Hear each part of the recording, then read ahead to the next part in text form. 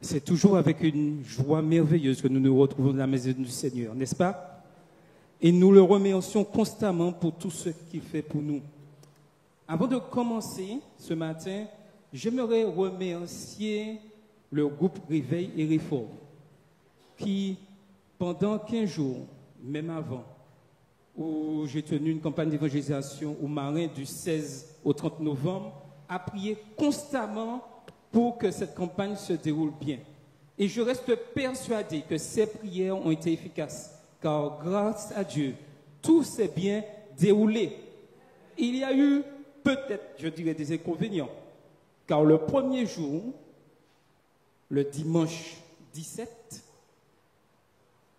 si vous vous rappelez bien, il a plu énormément. Mais grâce à Dieu, nous avons pu arriver au lieu sûr à 18h20. Et heureusement, par l'aide du Saint-Esprit, et je reste persuadé des prières qui ont été faites, je suis parti plus tôt, c'est-à-dire à 17h, alors que je devais partir vers 17h20. Et c'est surtout après, lorsque je suis arrivé au Marin, où il pleuvait déjà énormément, où des membres eux-mêmes n'ont pas pu venir parce qu'ils étaient barrés par la pluie, j'apprends qu'à 17h15, une pluie torrentielle est tombée et que l'autoroute était barrée à cause de la pluie pendant une demi-heure. Si j'étais parti à 17h30, jamais je ne serais arrivé à l'heure au Marin. Donc, il est important de se laisser diriger par le Saint-Esprit et je crois fermement que ce sont les prières du groupe de prière des membres d'église que je voudrais aussi remercier parce que j'ai reçu énormément d'appels. Comment la campagne se déroule? Tout se passe bien pour toi? C'est pas trop dur de partir aussitôt chaque matin? Et vraiment, ça m'a fait plaisir parce que je sentais la présence des membres présents avec moi. Mais je profite aussi pour partager avec vous les salutations des membres de l'église du Marin. Et il y a une sœur qui a grandi à Horeb, qui s'est mariée à Horeb et qui transmet le bonjour à tout le monde. Je ne me rappelle pas de son nom, mais elle transmet qu'elle a aimé cette chaleur à Horeb lorsqu'elle a accepté l'évangile et lorsqu'elle s'est mariée. Amen. Inclinons la tête. Seigneur Dieu, nous allons partager ta parole. Permets que ton Saint-Esprit soit présent et que nous soyons pleinement bénis et que tout ce qui soit dit puisse nous fortifier et nous permettre que nous soyons de plus en plus fidèles à ta parole. Je vais vous inviter à ouvrir vos Bibles dans le livre des Proverbes au chapitre 20. Proverbes, le chapitre 20 et le verset 6. Proverbe 20, versets 6 et 7.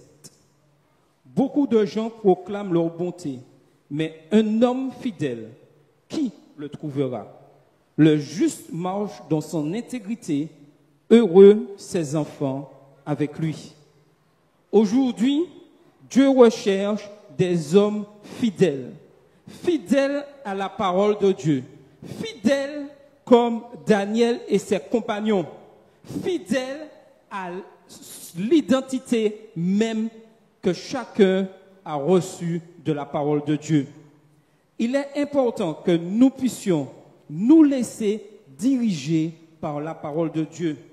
Et en ce matin, nous partagerons cette histoire de ces jeunes Hébreux qui ont été obligés de quitter maison, mère, papa, parents, afin de pouvoir vivre en exil dans un pays.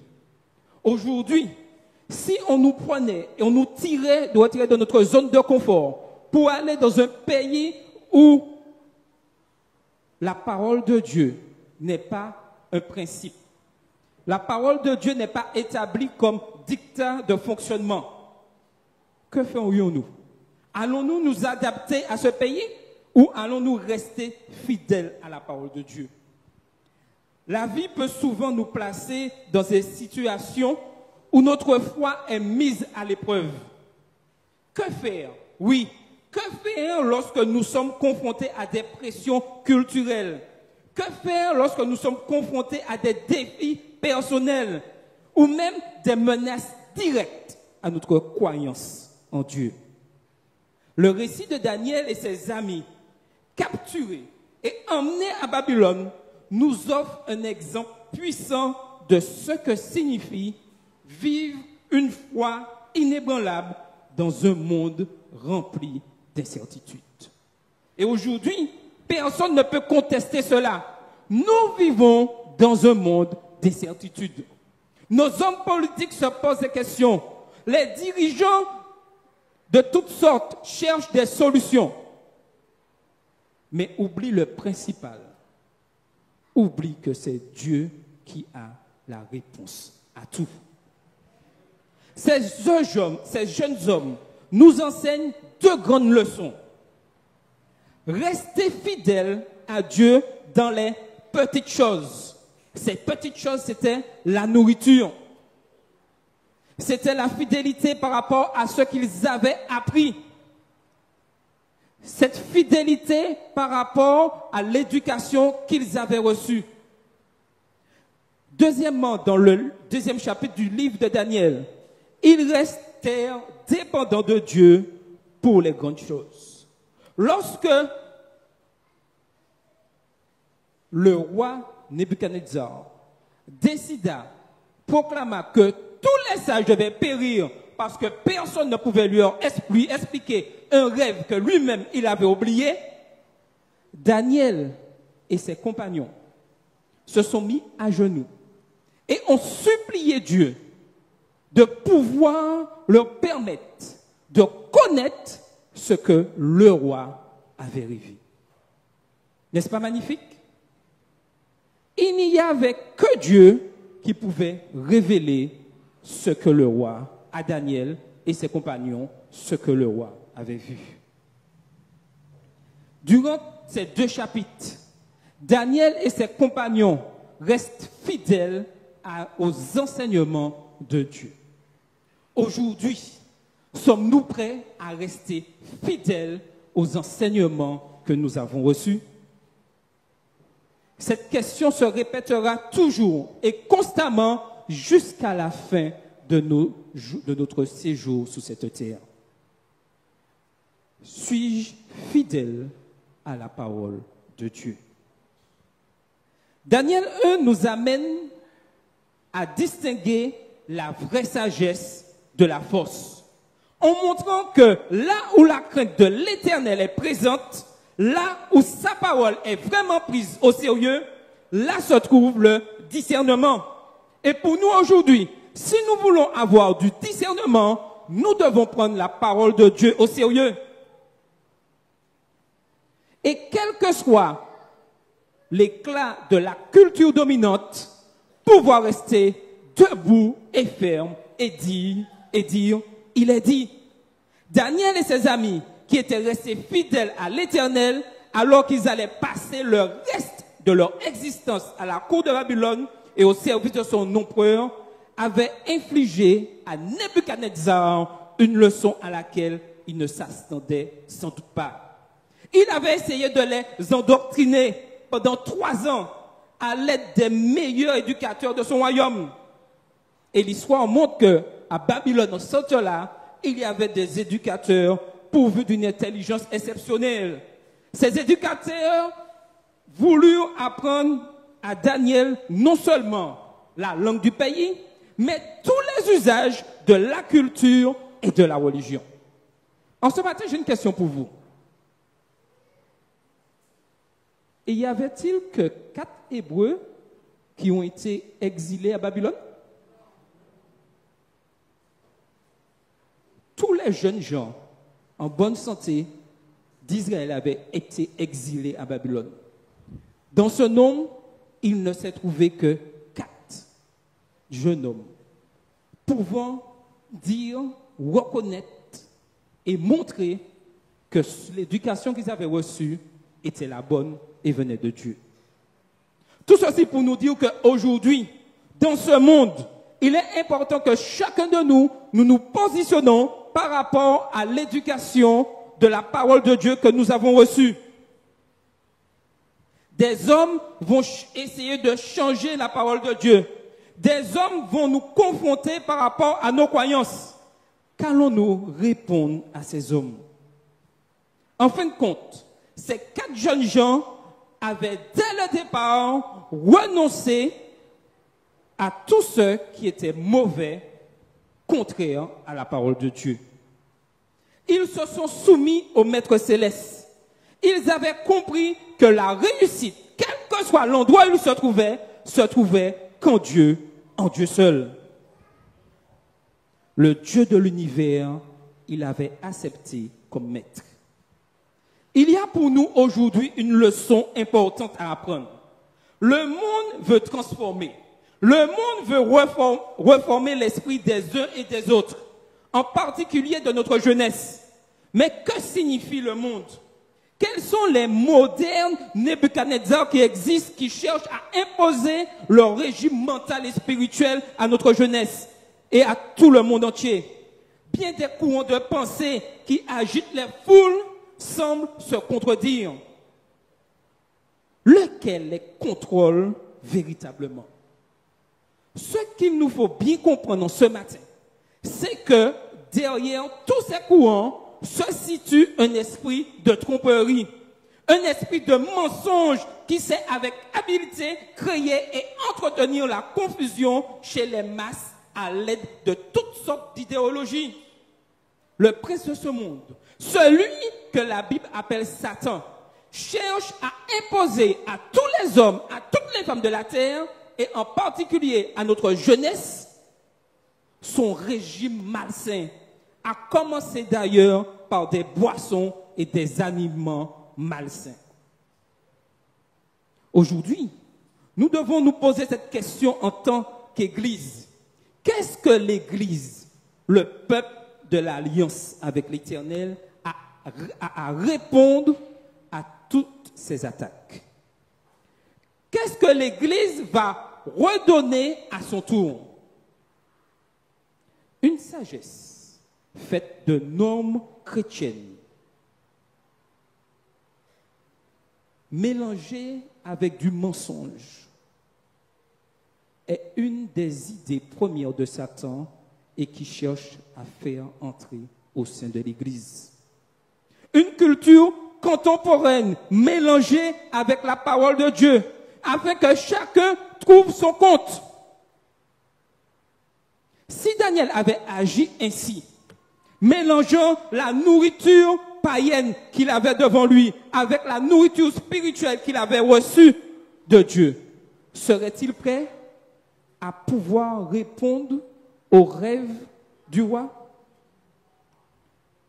Aujourd'hui, une sagesse mêlée avec les aliments intellectuels sont offerts à tout le monde aujourd'hui, au monde entier. Aujourd'hui, sommes-nous prêts à être remplis de la sagesse de Dieu? Une sagesse provenant de Dieu lui-même. Une sagesse provenant de sa parole qui est la Bible. Une sagesse sans compromis de la loi divine et de l'évangile du Christ. Le monde aujourd'hui n'a pas besoin de recevoir de l'Église les déchets qu'il tâche avec insistance de lui faire avaler. Le monde a besoin que l'Église lui prescrive exactement la parole de Dieu. Pas un régime de mélange, pas un régime qui satisfait selon le pouvoir social de certains hommes. Aujourd'hui, malheureusement, certains de nos théologiens, ou soi-disant penseurs chrétiens, s'attachent à promouvoir ce genre de régime, se promouvant, se croyant très avancés, alors qu'ils sont en fait à la remorque des idées les plus courantes, les plus banales, voire les plus dangereuses. Nous devons aujourd'hui prendre la décision d'être fidèles à la parole de Dieu. Nous devons chercher plutôt, sans répit au monde, chercher la sagesse divine. Cette sagesse divine qui consiste obéir à la parole de Dieu, à être des êtres remplis du Saint-Esprit et agir avec intelligence spirituelle face à tous les cas que nous pourrons rencontrer au niveau de la société. Nous rencontrerons beaucoup de problèmes, car nous vivons dans un monde où le bien et le mal règnent. Nous rencontrerons beaucoup de difficultés. Et si ce n'est la sagesse, l'Esprit de Dieu qui nous permet de discerner le bien et le mal, nous risquons de tomber dans le mauvais camp. Aujourd'hui, l'Esprit de Dieu parle encore à nos cœurs. Qu'allons-nous répondre à ces appels? Le peuple de l'Alliance, dont nous faisons partie, dont tous ceux qui ont décidé d'être de fidèles disciples font partie, doit prendre au sérieux la parole de Dieu dont il se réclame. Nous devons prendre le temps d'étudier, de méditer, non de façon superficielle, mais en profondeur. Et surtout, ne pas chercher à diminuer, à réduire, à altérer le contenu de la parole de Dieu. Dieu attend de chacun de ses disciples, de chacun de ses fidèles, chacun de ses enfants, d'avoir une attitude ferme, une attitude droite en tout temps et en toutes circonstances. Certes, l'exemple de Daniel et ses amis nous offre à cet égard un témoignage exemplaire. Le régime que le Seigneur leur donne aujourd'hui, ce ne sont plus des légumes et de l'eau pour nous qui vivons au XXIe siècle. C'est son Fils, Jésus-Christ en personne, lequel est devenu sur la croix de Golgotha un aliment spirituel qui nous est donné. Sommes-nous prêts à prendre cet aliment spirituel, à nous laisser transformer? En 10 jours, Daniel et ses amis furent transformés. Combien de temps il nous faut pour que le sang du Christ, pour que le corps du Christ nous transforme? Nous qui avons bu tant de fois, mangé tant de fois, participé à tant de saintes scènes, sommes-nous vraiment transformés par la parole de Dieu? Nous devons vraiment réfléchir à tout ce que nous faisons. Comment nous marchons chaque jour selon la volonté de Dieu? En ce matin, je voudrais vous dire que Dieu régit le cours de l'histoire. Dieu a un plan pour l'humanité. Dieu a révélé au roi Nebuchadnezzar l'histoire de la terre. Nous connaissons ces statues représentées par plusieurs métaux, la tête d'or, la poitrine d'argent, ensuite les reins, ensuite le fer et ensuite le fer et l'argile. Nous vivons à cette période-là. Nous connaissons ce qui arrivera. Une pierre sortira sans le secours d'aucune main et est venue frapper la statue. Nous vivons à cette époque aujourd'hui. L'Éternel ne nous a pas laissés ignorants. Mais qu'allons-nous répondre à cet appel? Allons-nous garder, je dirais, cette vérité dévoilée à Nebuchadnezzar ou allons-nous la partager? Aujourd'hui, le Seigneur nous interpelle. Je suis un Dieu véridique. Je suis un Dieu vrai. Je suis un Dieu qui ne ment jamais.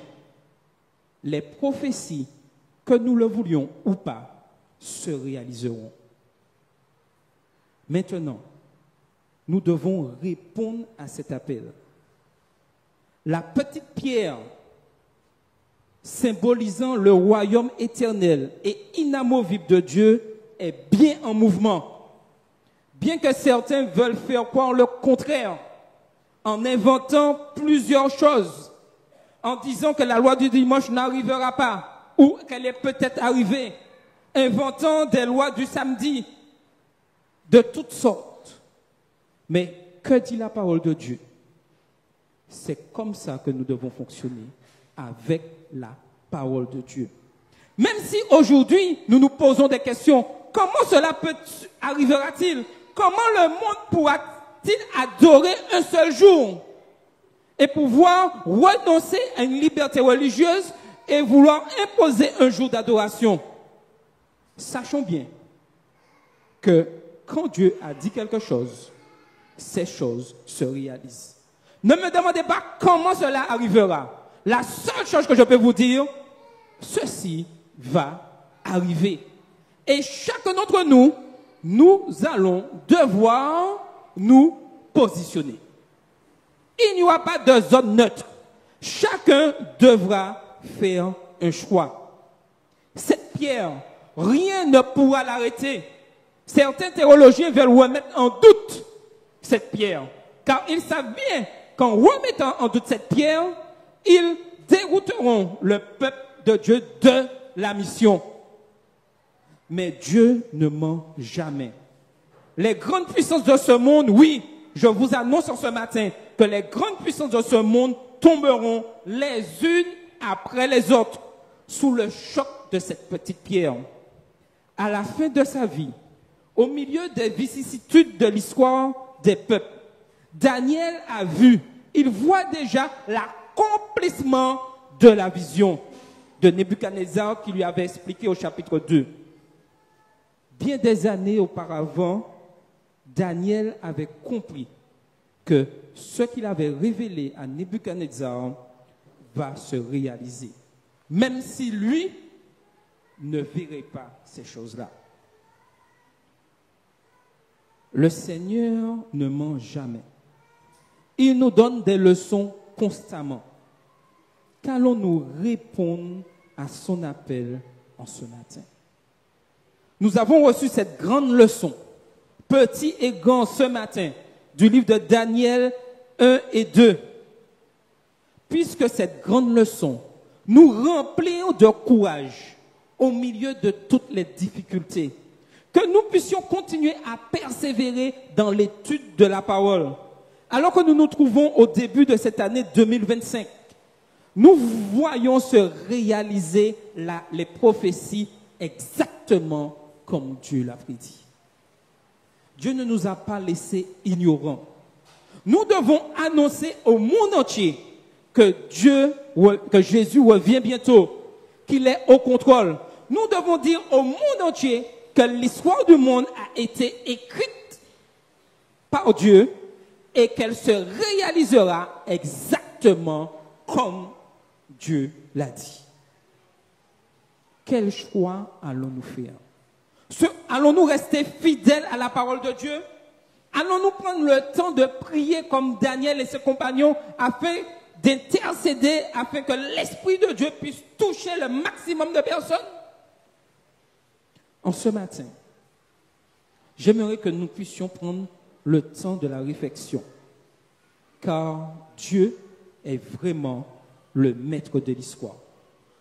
Et par-dessus tout ça, où nous voyons cette destruction de cette statue, il n'y a qu'un seul but de Dieu, pouvoir nous restaurer afin que nous ayons la vie éternelle, afin de vivre sous cette nouvelle terre. Amen. Qui souhaite vivre sous cette nouvelle terre que Christ nous a promis? Moi, je le souhaite. Je souhaite que chacun de nous, nous puissions avoir cette conviction d'être là, présent sous cette nouvelle terre. Mais en attendant, le Seigneur nous demande de rester fidèles à sa parole, car ce sont que ceux qui seront restés fidèles à sa parole qui vivront sous la nouvelle terre. Il n'y a pas d'autre choix. Si Daniel n'avait pas été fidèle dans la nourriture, à aucun moment Dieu l'aurait utilisé pour révéler au roi ce rêve. Maintenant, il est temps que nous puissions nous engager. Et j'aimerais faire cette prière avec vous, avec tous ceux qui souhaitent vraiment s'engager dans la mission, s'engager dans la prière. Nous aurons des combats à mener au cours de l'année 2025. Nous aurons des luttes à mener. Mais avec Dieu, la victoire est assurée. Et même si nous devons passer par le séjour des morts avant que Christ revienne, que nous puissions toujours avoir cette espérance au fond de notre cœur, afin que tous ensemble nous soyons là, sous la mer de verre, voyant Christ revenir et ayant toujours en tête ce verset de 2 Thessaloniciens. Tout œil le verra quand Christ reviendra.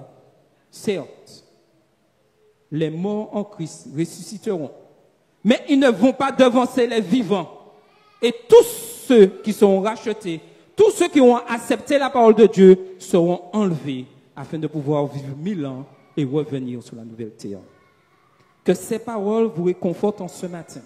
Alors que je vais prier, je vais vous inviter à vous lever, que tous ceux qui veulent participer avec moi à cette prière, afin que nous puissions réclamer la puissance du Seigneur, l'aide du Saint-Esprit au cours de cette année 2025.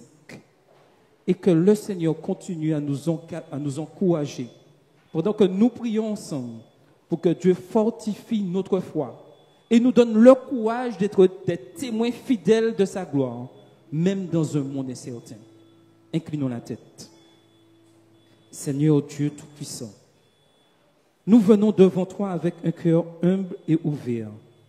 Merci pour cet exemple de Daniel et de ses amis qui ont fait preuve d'une foi inébranlable, oui Seigneur, dans un monde hostile. Aujourd'hui, nous te demandons de nous aider à être fidèles dans les petites choses et à ne jamais compromettre nos principes, même lorsque la pression est grande, Seigneur. Donne-nous également cette sagesse qui vient de toi, de remettre nos défis, nos incertitudes entre tes mains. Aide-nous à chercher ta direction, à chercher le chemin que tu souhaites pour chacun d'entre nous, à te faire confiance dans chaque situation et à croire que tu es capable, oui Seigneur, tu es capable de faire l'impossible. Fortifie notre foi, Seigneur. Oui, accorde-nous ce courage, accorde-nous d'être des témoins fidèles de ta gloire dans ce monde qui a tant besoin de lumière. Nous prions avec cette assurance, sachant que tu es fidèle et que tu honores ceux qui te font confiance. Au nom de Jésus-Christ, nous te prions. Amen. Je vous invite à rester debout et je voudrais vous encourager, tandis que les chants entrent pour le dernier chant. Alors que nous allons sortir de ce lieu, rappelons-nous que comme Daniel et ses amis, nous pouvons être des témoins puissants de la grandeur de Dieu. Que notre foi soit ferme en Jésus-Christ. Amen.